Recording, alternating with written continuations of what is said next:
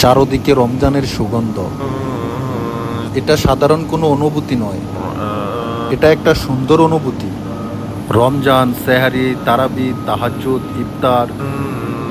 একটা বছর পর এরকম অনুভূতি পেতে সৌভাগ্য লাগে এবং হায়াত লাগে।